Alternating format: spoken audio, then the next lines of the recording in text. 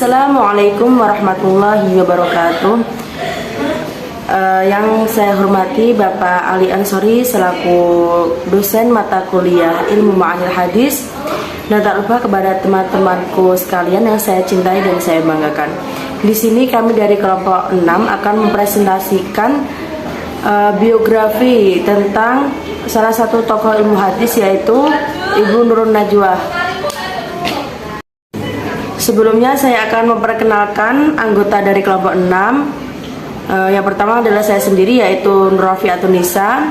Yang kedua ada Hadian Safia Rahman, dan yang ketiga ada Alfi Nur Izzati. Berikut biografi salah satu tokoh ilmu hadis, yaitu Ibu Nurun Najwa. Beliau lahir di Semarang pada tanggal 12 Desember pada tahun 1969 dari keluarga yang tergolong berpendidikan. Pada tahun 1982, beliau menyelesaikan pendidikan di Madrasah Ibtidaiyah Al-Khairiyah 1 Semarang. Pada tahun 1985, beliau menyelesaikan sekolah di Surakarta di Madrasah Sanawiyah Al-Islam 1 Surakarta, dan kemudian menyelesaikan program A1 dalam bidang fisika di SMA Al-Islam 1 Surakarta pada tahun 1988. Bu Nurun Najwa melanjutkan pendidikannya di perguruan tinggi. Setelah melalui banyak hal, ia menyelesaikan pendidikan strata 1 di IAIN yang sekarang sudah menjadi UIN Sunan Kalijaga, Yogyakarta.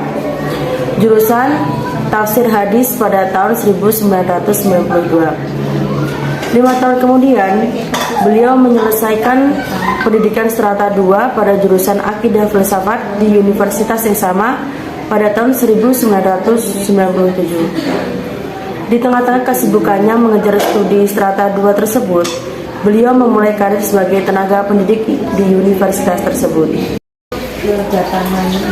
Pada tahun 1994, beliau menikah dengan Profesor Dr. Suryadi yang saat ini menjadi guru besar di bidang ilmu hadis di UIN Sunan Kalijaga, Yogyakarta.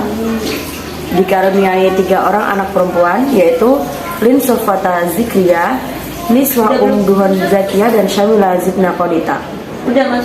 Di tengah aktivitasnya sebagai dosen hadis, beliau juga menjadi pengasuh di pondok pesantren Putri An-Najwa.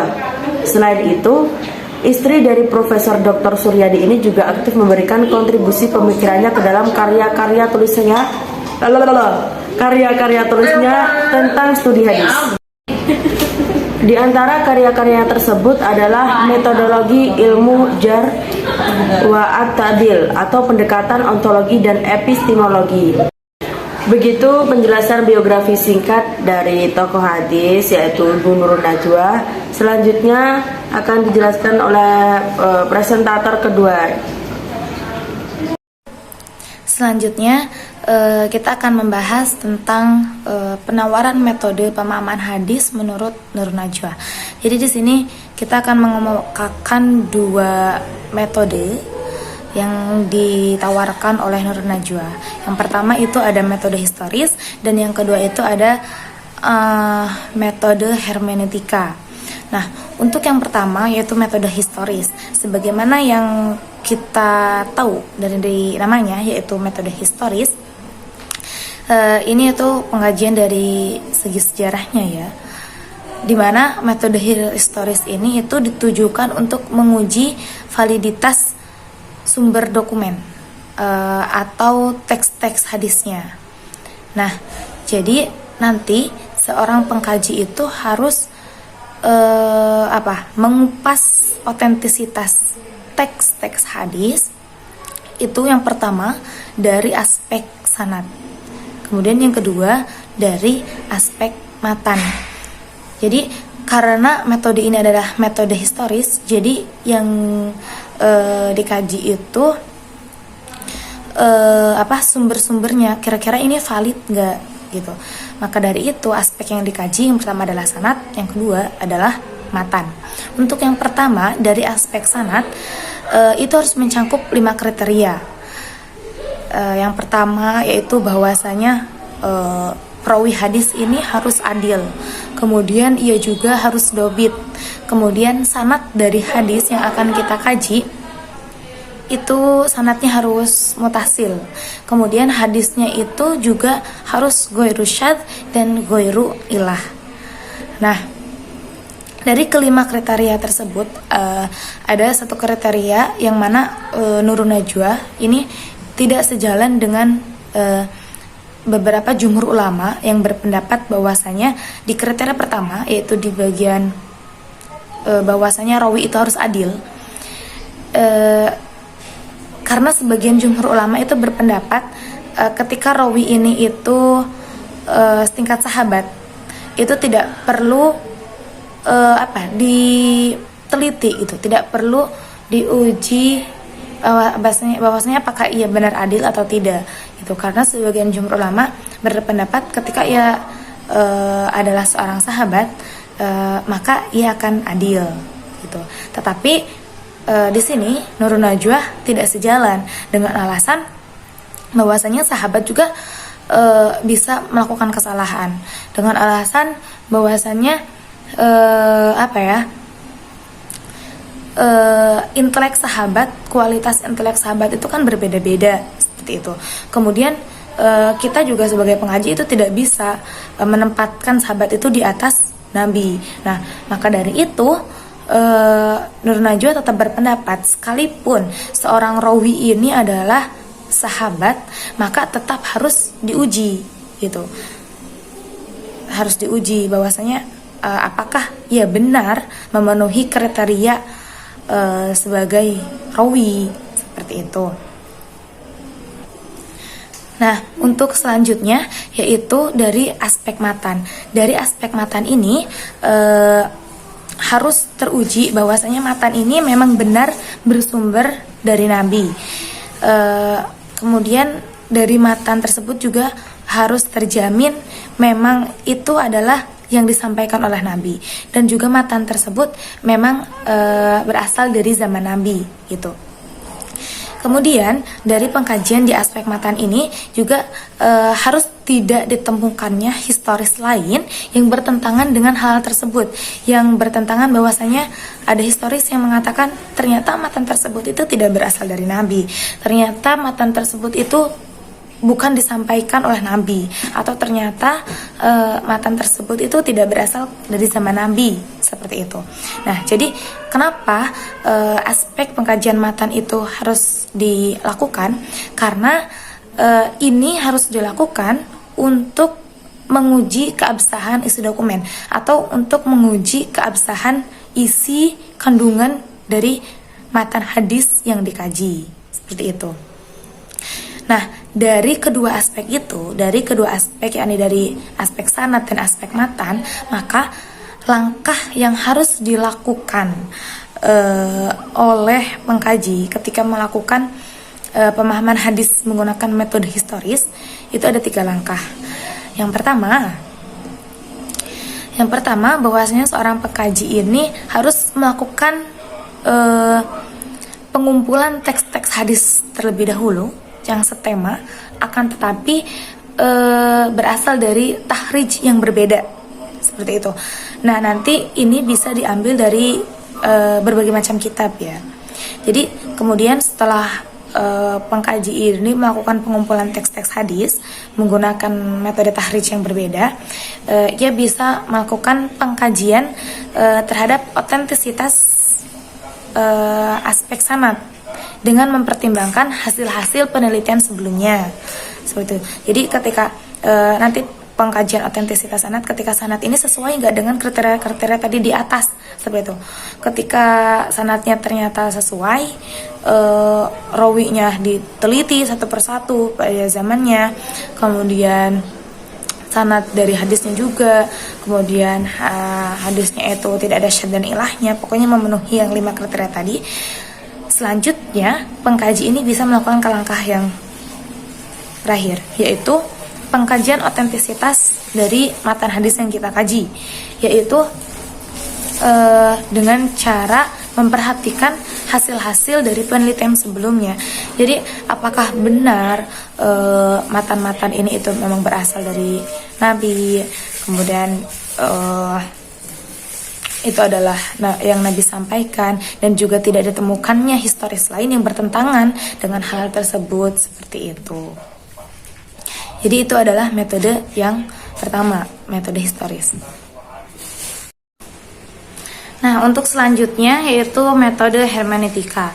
Nah, hermeneutika ini secara etimologi itu berasal dari bahasa Yunani, hermenia, yang memiliki arti sejajar dengan exegesis dalam bahasa Inggris, yang berarti penafsiran. Nah, akan tetapi di sini yang dimaksud dengan metode hermeneutika ini itu lebih ke aspek praksisnya. Jadi lebih ke penafsiran aspek di praksisnya atau kehidupan manusia, seperti itu.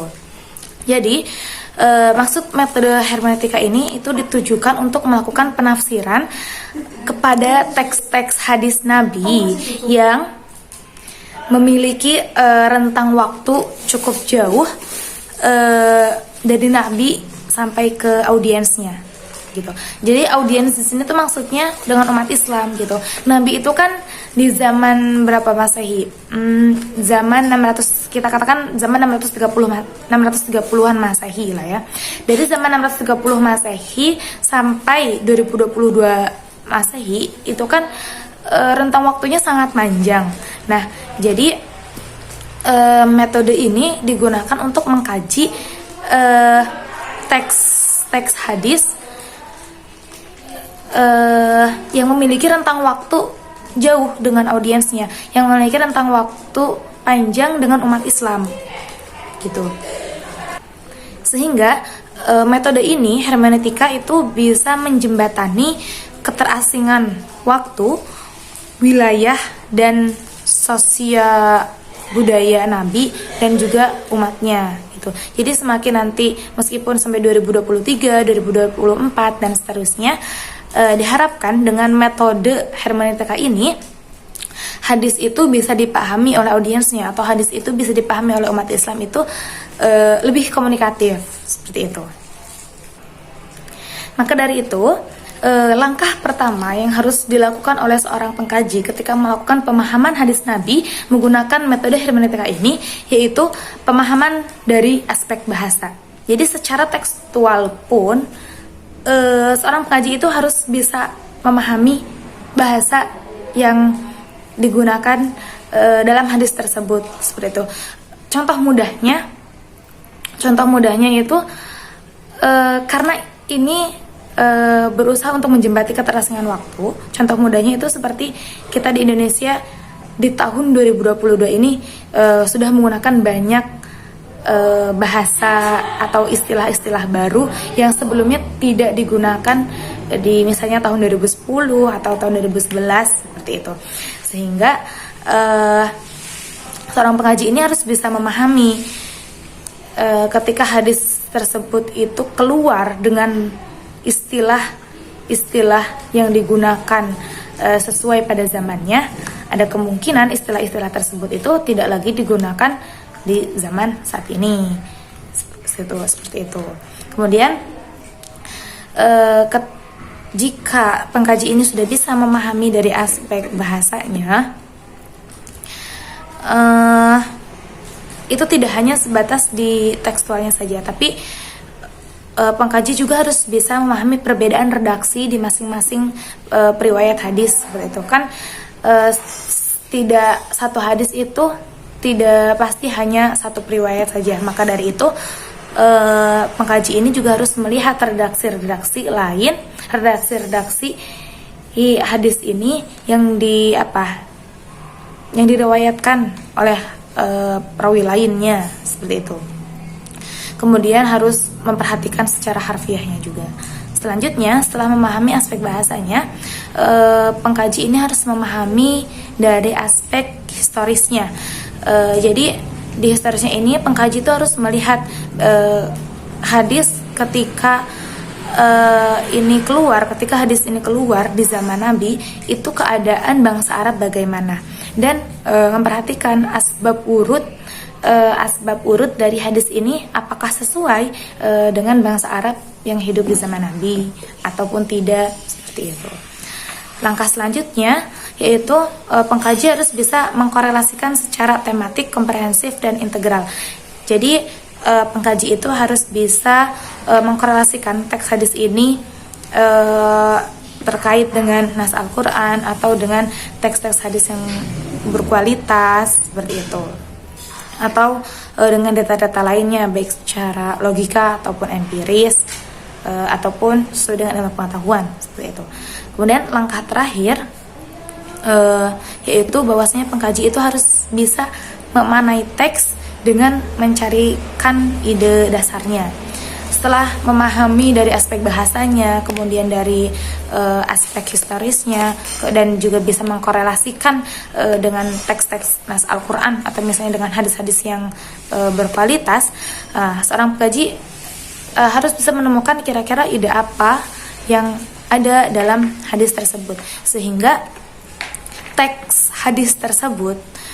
dalam hadis tersebut menjadi historis untuk kemudian menentukan tujuan di balik teks dengan berbagai data yang dikorelasikan secara komprehensif. Jadi secara tekstual itu historisnya berarti seperti itu. Berarti pada zaman hadis ini itu dikeluarkan, kejadiannya seperti itu, historisnya seperti itu. Nah, kemudian harus bisa mengetahui maksud dari teks tersebut itu bagaimana supaya bisa dikontekstualisasikan dengan masa saat ini gitu. Jadi begitu kurang lebihnya metode yang ditawarkan oleh Nurun Najwa mengenai pemahaman hadis Nabi, yaitu metode historis dan metode hermeneutika. Baik, selanjutnya adalah aplikasi metode pemahaman hadis Nurun Najwa ketika diaplikasikan dalam suatu hadis. Di sini saya akan mengambil hadis tentang larangan perempuan menjadi pemimpin. Adapun rinciannya adalah hadis Bukhari nomor 4073, Bukhari nomor 6570, Tirmidzi 2188, Ahmad 19507, Ahmad 19603, Ahmad 19612. Hadis tersebut diriwayatkan oleh mukharrij lain dalam Muhammad bin Abdullah Abu Abdullah An-Naisaburi dalam Al-Mustadrak ala Sahihain, Ahmad bin Husain bin Ali bin Musa Abu Bakar Baihaqi dalam Sunan Baihaqi Al-Kubra, Abul Qasim Sulaiman bin Ahmad At-Tabrani dalam Al-Mu'jam Al-Awsat. Hadis-hadis tersebut tentang larangan perempuan menjadi pemimpin, ketika kita kaji menggunakan metode pemahaman hadis menurut Nurun Najwa, yang pertama adalah kita melihat aspek sanad. Dalam hadis-hadis tersebut ada 11 jalur periwayatan yang seluruhnya bersumber dari satu sumber primer, yaitu Nafi' bin Al-Haris. Adapun di antara rinciannya adalah yang pertama, jalur pertama Bukhari nomor 4037 dan 6570 terdiri dari 5 rawi. Yang pertama Nafi' bin Al-Haris, beliau ini dinilai dhaif. Lalu Al-Hasan dinilai sikoh. Lalu ada Auf dinilai sikoh, Utsman dinilai sikoh, Al-Bukhari dinilai ahfadul hadis. Nah, Nafi' bin Al-Haris bin Kaidah bin Amr bin Alaj bin Abi Salamah bin Abdul Izzi bin Amr bin Auf atau sering disebut Abu Bakrah, dia bermukim di Basrah tahun 52 Hijriah. Abu Bakrah ini adalah salah seorang dari 10 budak yang dimerdekakan Nabi karena bersedia meninggalkan benteng Taif tahun 8 Hijriah. Setelah masuk Islam dan dimerdekakan, Abu Bakrah yang tidak suka disebut-sebut nasabnya sering menyebut, "Saya saudaramu seagama, saya maula Nabi," yang mana di kemudian hari ia menjadi pemuka di Basrah. Nah, terhadap kredibilitasnya ada beberapa indikasi negatif yang menunjukkan kepentingan politik yang Abu Bakrah tonjolkan dalam meriwayatkan hadis. Yakni yang pertama, saat dimunculkannya hadis itu, Abu Bakrah adalah satu-satunya orang yang menggunakan alasan perempuan dalam menolak mendukung Aisyah. Sementara banyak sahabat lain yang bersikap netral ataupun tidak mendukung Aisyah, lebih didasarkan ketakutan adanya fitnah antara kubu Ali dan Aisyah. Terlebih hadis tersebut disampaikan pasca kemenangan Ali pada perang Jamal, yang bisa dimaknai adanya tendensi kepentingan politik Abu Bakar sebagai penguasa Basrah. Kenapa? Karena seruan Ali mengisyaratkan keharusan keberpihakan pada Ali jika tidak ingin kehilangan kekuasaan. Lalu yang kedua adalah Abu Bakar ini pernah dikadzaf Umar bin Khattab karena sebagai saksi dia meragukan. Dari 4 orang saksi, 1 saksi menyatakan ragu-ragu atas apa yang dilihatnya dalam kasus tuduhan zina terhadap sahabat Mughirah bin Syu'bah. Nah, dilihat dari segi aspek sanadnya, hadis-hadis tentang larangan perempuan menjadi pemimpin seperti yang tadi. Lalu yang kedua adalah aspek matan. Nah, secara historis hadis ini terkait dengan peristiwa yang terjadi di kerajaan Persia. Sebelumnya tahun 8 Hijriah, Nabi pernah berkirim surat kepada Raja Persia, Kisra, untuk diajak masuk Islam. Namun surat tersebut tidak mendapat tanggapan baik. Bahkan dengan kesombongan, surat itu disobek di hadapan utusan Nabi. Begitu Nabi mendengar apa yang telah dilakukan Kisra, beliau mengatakan Allah akan merobek-robek kerajaannya. Nah, beberapa waktu kemudian terjadi suksesi dan pertumpahan darah yang menyebabkan kematian sang raja. Dan kerajaan tersebut selama 3 tahun mengalami kekacauan akibat adanya perebutan kekuasaan. Di antaranya adalah seorang cucu perempuan Kisra yang menjadi raja pada tahun 10 atau 11 Hijriah. Mendengar hal tersebut, Nabi berucap, tidak akan beruntung suatu kaum yang diperintah perempuan. Nah, hadis ini baru dimunculkan oleh Abu Bakar 25 tahun setelah peristiwa tersebut, yaitu pada awal pertikaian antara Aisyah dan Ali dalam perang Jamal. Banyak sekali sahabat yang memilih netral, termasuk Abu Bakar, karena khawatir akan terjadi pertumpahan darah sesama saudara muslim. Tidak ada satu sahabat pun yang bersikap netral atau menolak mendukung Aisyah karena Aisyah perempuan, karena alasan Aisyah adalah seorang perempuan. Nah, jika dilihat dari matanya segi historis seperti itu, nah, maka dapat kita simpulkan bahwa metode pemahaman hadis menurut Nurun Najwa ini sangatlah membantu untuk kita mengetahui kontekstual suatu hadis. Gitu. Terima kasih.